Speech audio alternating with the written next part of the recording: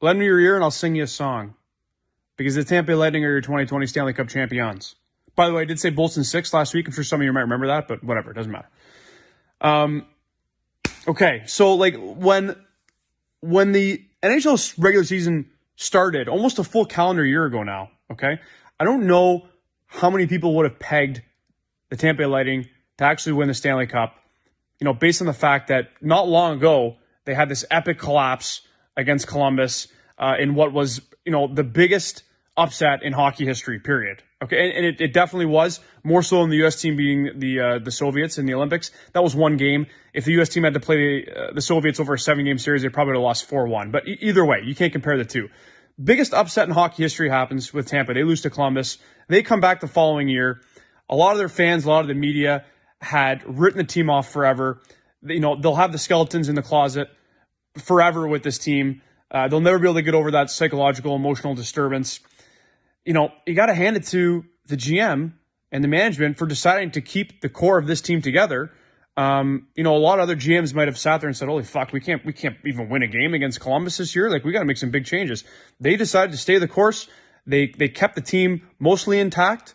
All the major players, some small tinkering, but it's pretty much the same team that lost to Columbus that just won. Okay? And this is such a special group. It's such a unique champion when you really think about it for a few reasons. I mean, first of all, the fact that they did what they did without their captain, without one of their best forwards, for the entire playoffs, not having Stamkos, like, just picture the captain of your favorite team.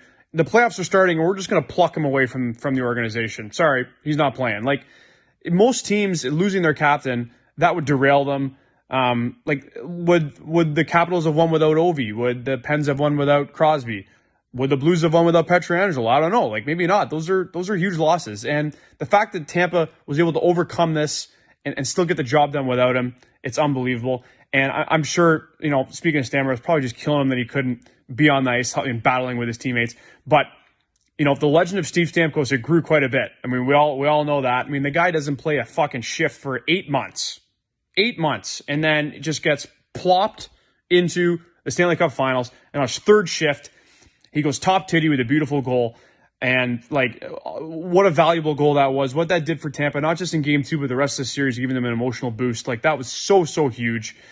And then he exits the Stanley Cup Finals with 100% shooting percentage, one of the most epic warm-up videos of all time, in a ring. So, like, absolutely unbelievable.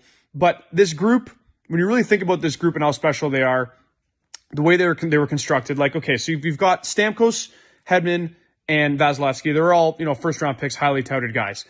You move down the line, Killorn, Kucherov, Point, Paquette, Palat, Tyler Johnson, Gord, Cirelli. Like, these were all guys that were drafted. They were afterthoughts in the draft. They were all late picks, second, third, fourth, undrafted in some cases.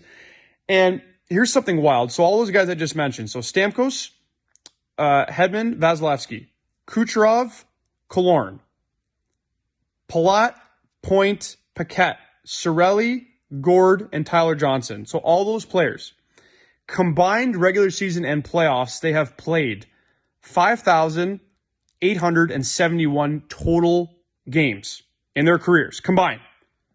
Every single one of those has been for the Tampa Bay Lightning. Okay? Stats guy.